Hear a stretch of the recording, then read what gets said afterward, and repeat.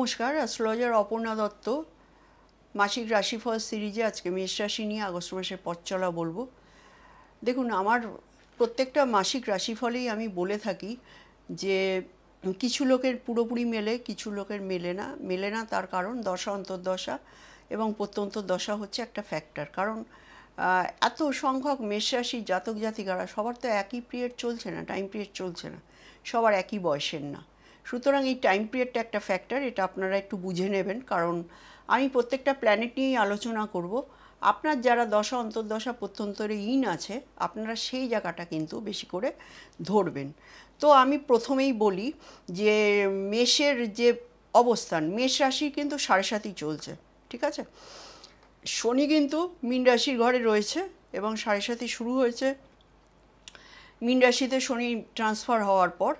সুতরাং একটা মানসিক চাপ তো থাকবেই। 7.5 অল অ্যাবাউট মেন্টাল ফেনোমেনা, মানে আপনার মানসিক চাপ। চন্দ্রের পেছনে একটা বিরাট আকার শনি রয়েছে, যে কর্মের কারক। সে সবসময় ওয়ার্নিং দিচ্ছে যে তোমার কর্ম যদি ঠিক না হয় আমি তোমাকে তাহলে শাস্তি দেবো। এবং সে ক্রেডিট ডেবিটের হিসাব রক্ষক, এবং তার হিসাবে কিন্তু কোনো ভুল হয় না, এবং তার হিসাবটা খুব হার্ডলি হিসাব, মানে যে হিসাবে কোনো মাপ নেই। সুতরাং এখানে কিন্তু মনটা ভারাক্রান্ত থাকবে আপনাদের এই 7.5 বছর। এখানে বিভিন্ন রকম ফ্রাস্ট্রেশন, ডিপ্রেশন, তারপরে ভুল ডিসিশন নেওয়া, তারপরে সামাজিক দিক থেকে একটা চাপ, ফাইনান্সিয়ালি একটা চাপ, এবং আপনাদের ফ্যামিলিগত একটা চাপ। এটা কিন্তু 7.5 পিরিয়ডে ফেস করতে হয়। অ্যাকচুয়ালি শনি কী করে, শনির 7.5 পিরিয়ডে আপনাকে এই সমস্ত চাপগুলো দিয়ে আপনাকে পরিপূর্ণ একটা মানুষে পরিণত করবে। মানে আপনি একজন ম্যাচিওর মানুষ, যে মানুষ কিন্তু সহজে ভুল করে না। সুতরাং এখানে মেন্টাল প্রেশার তো থাকবেই। শনি যেহেতু রেট্রোগেট আছে, সেহেতু কিন্তু ঠিক এই মোমেন্টে, মানে যতদিন রেট্রোগেট থাকবে স্যাটার্ন, ততদিন কিন্তু চন্দ্রের ওপর চাপটা একটু কম হবে।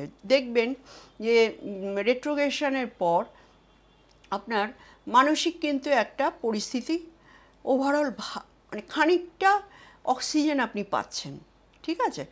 এবার দিয়ে দেখুন, শনি তো আপনার রাশির ঘরের পেছনে রয়েছে, কিন্তু যে প্ল্যানেটটি আমাদের বাঁচায় সে হলো জুপিটার। জুপিটারের দেবগুরু বৃহস্পতির একটা ব্লেজিং না হলে আমরা কোনো কাজই করতে পারি না। তো সেই বৃহস্পতি কিন্তু এই বছরে আপনার 3rd হাউসে রয়েছে। তৃতীয় ভাবটায় জুপিটারের ট্রানজিট কিন্তু ভালো নয়। জুপিটার কিন্তু মরণকরণ স্থানে বসে আছে। তৃতীয় ভাব ওরিয়েন্টেড জায়গায় আপনারা প্রচুর হার্ডশিপ পাবেন, স্ট্রাগল পাবেন। তৃতীয় ভাবটা কি? তৃতীয় ভাব হচ্ছে ছোটো ভাই বোন, তৃতীয় ভাব আপনার পাড়া প্রতিবেশী, তৃতীয় ভাব আপনার কমিউনিকেশন, তৃতীয় ভাব হচ্ছে আপনার এফোর্ট, হ্যাঁ, আপনার ট্যালেন্ট, আপনার স্কিল। সুতরাং এই জায়গায় কিন্তু একটা ডিস্টারবেন্স আপনারা এই সময় ফিল করবেন। তো এখানে আমি আবারও বলবো, বৃহস্পতি রয়েছে শুক্রের সঙ্গে, দুজনেই দেবগুরু দৈত্যগুরু, এবং এখানে প্ল্যানেটারি ওয়ার। যদিও শুক্র ডিগ্রিগতভাবে 7 ডিগ্রিতে রয়েছে, শুক্র যখন 7 ডিগ্রি, শুক্র যখন জুপিটারের ডিগ্রির কাছাকাছি চলে আসবে, কারণ শুক্র মুভমেন্টটা জুপিটারের থেকে অনেক তাড়াতাড়ি করে, ফাস্টার দেন জুপিটার। কারণ শুক্র কিন্তু আপনার এক এক রাশির ঘরে 45 দিন থাকে, আর জুপিটার কিন্তু এক এক রাশির ঘরে 1 বছর থাকে, এটা আপনারা সবাই জানেন।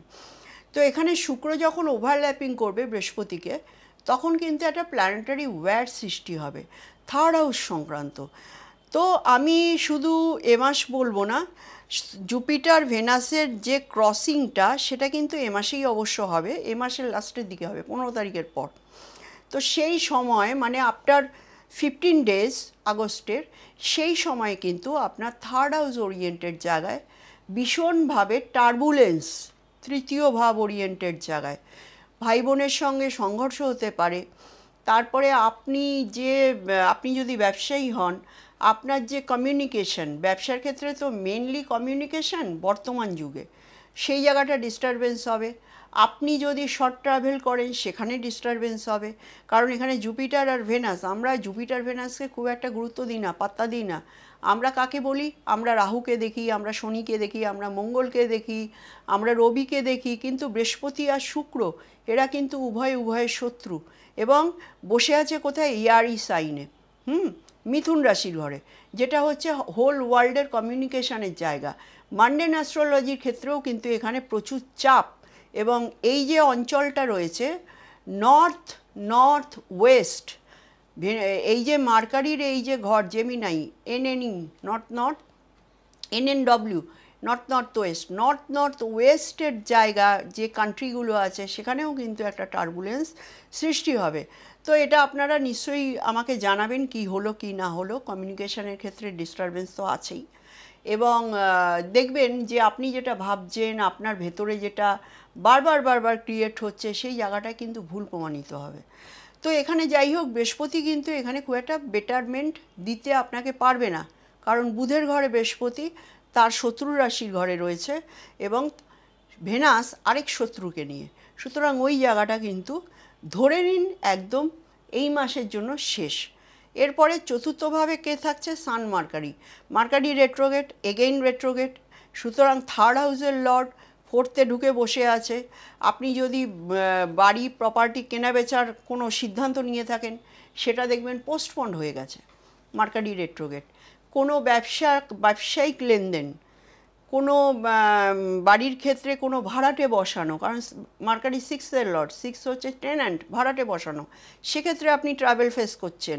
বাড়ির মধ্যে কিন্তু একটা হট ওয়েদার, রবি বসে আছে কিন্তু ওখানে। রবি চতুর্থভাবে থাকা ভালো না।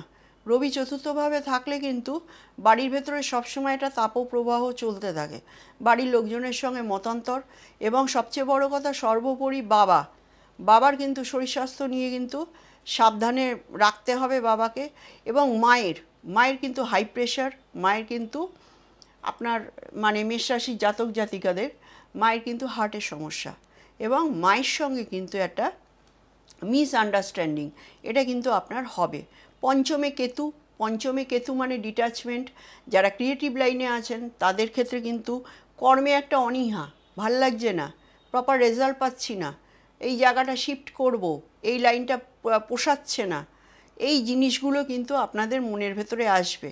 সন্তান নিয়ে সমস্যা থাকবে, সন্তানেরা কথা শুনতে চাইবে না, সন্তানের প্রতি আপনার অনীহা, আপনি যতটা কারেজ নিয়ে তাদের সঙ্গে মানে কমিউনিকেশন করতেন, সেই জায়গাটায় কিন্তু গ্যাপ। কারণ কেতু কী করে? কেতু হচ্ছে ডিট্যাচমেন্টের কারক, এবং কেতু হচ্ছে অনুভবের কারক, অনুভূতির কারক, এবং পঞ্চমভাবে কেতু থাকাতে এই জায়গায় একটা ডিট্যাচমেন্ট, এবং সে রবির ঘরে বসে আছে, সেই রবি আবার জলরাশির ঘরে চতুর্থভাবে বসে আছে। সুতরাং কেতু কিন্তু এখানে আপনার ভালো ফল দিতে পারবে না। কেতু নক্ষত্র থাকবে উত্তর ফাল্গুনী নক্ষত্রে থাকবে, মাসের প্রথম দিকে পূর্ব ফাল্গুনীতে থাকবে, শুক্রের নক্ষত্রে থাকবে। সুতরাং শুক্র মানে 2 আর 7। সুতরাং ব্যবসার জায়গায় ডিস্টারবেন্স, ব্যবসার জায়গায় একটা অজানা কারণে ব্লকেজ। যারা মেষ রাশির আছেন, ব্যবসার মাল বিক্রি হতে চাইবে না, দোকানে কাস্টমার আসতে চাইবে না, ভ্যারাইটিস প্রবলেম। দোকানের ভেতরে ডিক্লাটারিং, আপনারা মিলিয়ে নেবেন। দোকানের ভেতরে ডিক্লাটারিং, দোকানের ভেতরে আপনার দেখতে পাবেন হঠাৎ করে কাস্টমার কমে যাওয়া, এগুলোও কিন্তু আপনাদের সঙ্গে হবে। ওদিকে রাহু কী করছে? একাদশে বসে আপনার ডিজায়ার ক্রিয়েট করছে, আপনি স্বপ্নের পর স্বপ্ন দেখছেন। মেন্টাল টার্বুলেন্স কি? কেতু আপনাকে খিঁচছে, আর রাহু কি বলছে?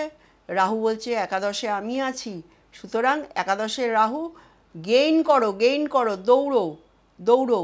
এবং রাহু মানে কি? বিভ্রান্তি। সুতরাং আপনার মানসিক কন্ডিশন সেখান থেকে কিন্তু বিভ্রান্তি, কারণ আপনি অলরেডি 7.5-র মধ্যে রয়েছেন, এটা আপনাকে মাথায় রাখতে হবে। শনি অলওয়েজ থ্রেটনিং করছে, শনি অলওয়েজ রেট্রোগেট থেকে শনি কিন্তু আপনার লগ্নে দেখছে, লেথার্জি ভাব তো আসবেই। শনি কিন্তু আপনার দ্বিতীয় ভাবকে দেখে কি করছে? আয় কমিয়ে দিচ্ছে। শনি যখনই রেট্রোগেট হয় তখন পিছন ঘর থেকে তার দৃষ্টি, সুতরাং সে 11 থেকে একবার দেখছে লগ্নকে, একবার সে 12 থেকে দেখছে সেকেন্ড হাউসকে। সুতরাং সেকেন্ড হাউসে শনির থার্ড অ্যাসপেক্ট মানে পরিবার এবং অর্থনৈতিক জায়গায় আপনার প্রচুর স্ট্রাগেল বাড়বে। শনি রেট্রোগেট হওয়াতে কিন্তু এটা আপনার হচ্ছে। মেষ রাশির যারা আছেন, পরিবারকে মেনটেন করা, পরিবারের লোকেদের সব কিছু দাবি দেওয়া পূরণ করা এবং নিজের ফাইন্যান্সিয়াল কন্ডিশনটাকে বেটার রাখা, এটাই কিন্তু আপনার আগস্ট মাসের প্রধান চ্যালেঞ্জ। ধন্যবাদ।